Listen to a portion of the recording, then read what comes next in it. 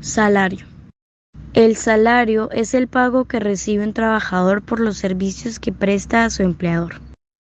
Es la contraprestación por el servicio prestado vinculado con un contrato de trabajo. El salario es el nombre que se le da a la remuneración del trabajo desarrollado por una persona en favor del empresario o empleador que lo contrata. Entre el trabajador y el empleado pueden acordar o hacer pactos para despojar a ciertos pagos de su connotación de salarios, pero lo correcto no es resaltar la connotación de salarios que tiene un pago, sino reconocer formalmente la falta de connotación salarial de un pago. Salario mínimo. El salario básico es la asignación salarial que tiene un trabajador por una jornada laboral ordinaria, sin incluir otros conceptos salariales como comisiones, bonificaciones y remuneraciones por trabajo suplementario o en días dominicales y festivos. Por ejemplo, cuando se dice que el sueldo básico es de 1.000.000, debemos entender que ese será el valor que devengará el empleado al mes, sin importar su rendimiento u otras consideraciones, siempre y cuando, claro está, que trabaje todo el mes completo. Salario integral. El salario integral es aquel que, además del salario ordinario, incluye y compensa de antemano el valor correspondiente a las prestaciones sociales, legales y extralegales, los recargos por trabajo extra, nocturno, dominical y festivo. Entre las prestaciones sociales que incluye el salario integral están las cesantías, los intereses sobre cesantías y cualquier prestación social extralegal que pueda tener la empresa. Cuando el trabajador perciba un salario ordinario superior a 10 salarios mínimos legales mensuales vigentes, más el factor prestacional correspondiente que se estipule por escrito, que además de retribuir el trabajo ordinario, dicha remuneración compensa de antemano el valor de prestaciones, recargos y beneficios tales como el trabajo nocturno, extraordinario o al dominical y festivo, el de primas legales, extralegales, las cesantías y sus intereses, subsidios y suministros en especie, y, en general, las que se incluyan en dicha estipulación, excepto las vacaciones. Salario en especie.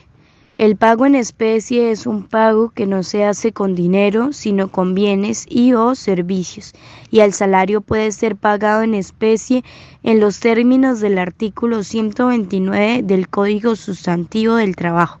Salario en especie constituye salario en especie toda aquella parte de la remuneración ordinaria y permanente que reciba el trabajador como contraprestación directa del servicio, tales como la alimentación, habitación o vestuario que el patrono suministra al trabajador o su familia, salvo la estipulación prevista en el artículo 128 de esta ley.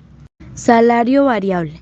El salario variable hace referencia al salario que cambia cada mes según el tipo de remuneración que tiene el trabajador, en razón de que el salario está compuesto por varios conceptos. Lo normal es que el trabajador reciba un valor diferente cada mes, lo que no necesariamente convierte su salario en variable. El concepto de salario variable es distinto al de la variación de salario, por lo que empezaremos por definir cada uno de los conceptos relacionados con los cambios periódicos a la remuneración del trabajo. Horario extranocturno. La hora extra nocturna, como su nombre lo indica, es aquella que cumple dos condiciones: ser extra y además nocturna. Extra cuando se elabora luego de haber culminado la jornada laboral ordinaria, pactada en el contrato del trabajador. Y es nocturna cuando se elabora en horario nocturno. En el caso del trabajador que es contratado para hacer turnos nocturnos y empieza su turno a las 10 de la noche hasta las 6 de la mañana. Como se puede observar, sus 8 horas diarias labor laborales en noche sin que se cause trabajo extra, por cuanto no labora sino las 8 horas de la ley. Horas extras dominical o festivo. La hora extra diurna, dominical o festivo se cumplen las siguientes condiciones. Se trabaja un domingo o festivo, se trabaja más de 8 horas diarias y esa es la jornada ordinaria. En este caso existen dos recargos individuales que se deben sumar: recargo por trabajo extra diurno del 25%, recargo por trabajo dominical o festivo del 75%. Recargo nocturno en dominical o festivo. El trabajo indica turno, un festivo va a las 2 de la tarde y termina a las 12 de la noche, por lo que labora un total de 10 horas. La jornada de 8 horas termina a las 10 de la noche, de las cuales una hora es nocturna, 9 pm y 10 pm, y 2 horas extra nocturnas, empieza a las 10 pm y finaliza a las 12 pm. Recargos: 7 horas festivas diurnas, el 75%, una hora festiva nocturna, 110%, 2 horas extra nocturna festivo, 150%. La incapacidad laboral de origen común es aquella que se origina en una enfermedad no profesional o en un accidente no laboral, es decir, que no ocurrirá en ocasión del trabajo que desarrolla el trabajador, como una gripe o una caída en fin de semana mientras el trabajador estaba en casa.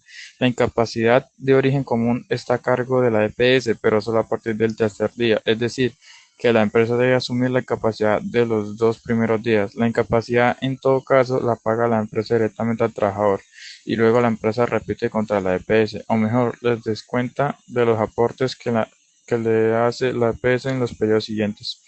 Significa esto que el trabajador no debe preocuparse por cobrar a la EPS la incapacidad, excepto si es trabajador independiente, caso en cual, al actuar como su propio empleador, entonces debe hacer las gestiones correspondientes.